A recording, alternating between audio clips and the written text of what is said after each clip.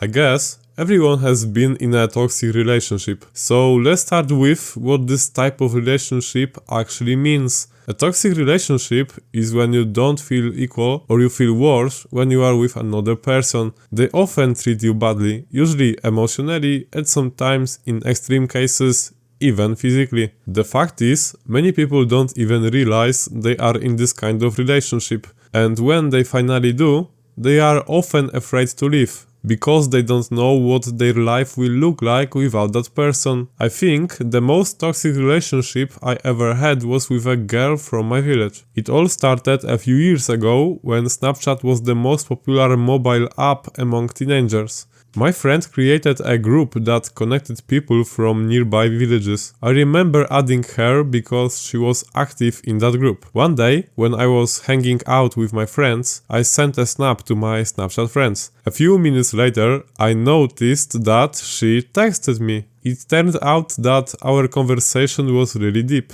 We used to text a lot, with some short breaks in between. Then I remember our first meeting. We were both invited to the 18th birthday party of a mutual friend. We had a really good vibe there. I didn't sit with her the whole time, but there were a few moments when we went for a walk and talked a lot. And from that moment, things started to get complicated. I wanted to invite her to meet again, but every time she declined, saying she had something to do, without even suggesting another date.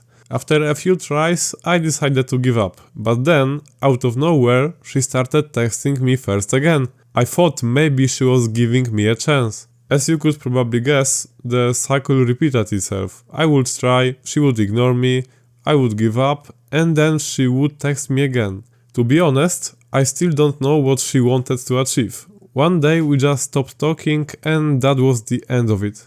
This relationship taught me a life lesson. Don't enter a relationship when you don't feel equal. If you are giving 100% of yourself, but the other person is only giving 20% while pretending it's 100%, that's not trustworthy or healthy. I also had a group of friends where I used to spend a lot of time. At first, everything was fine. We played a lot of Counter-Strike together, went to parties, or just hang out for no reason at all. But suddenly, some friends started behaving differently. For example, I texted one friend on Friday evening asking if he wanted to hang out. He was active the whole time but didn't respond.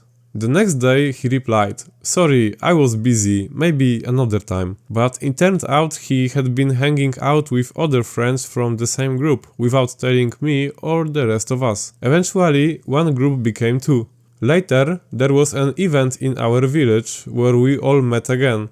I went with my part of the group and they came with the other part. It didn't feel the same as it used to. I tried my best to talk to them, but they barely engaged with me. It really hurt, because after years of friendship, I thought I could rely on them. Nowadays, the group have drifted apart as adult life took over and everyone started focusing on their own lives. But sometimes I still meet up with my part of the group. A few days ago, I noticed my old friend from the second group was playing alone. I decided to text him on Steam, just saying hello and asking if he wanted to play some Counter-Strike like we used to in the past. And you know what?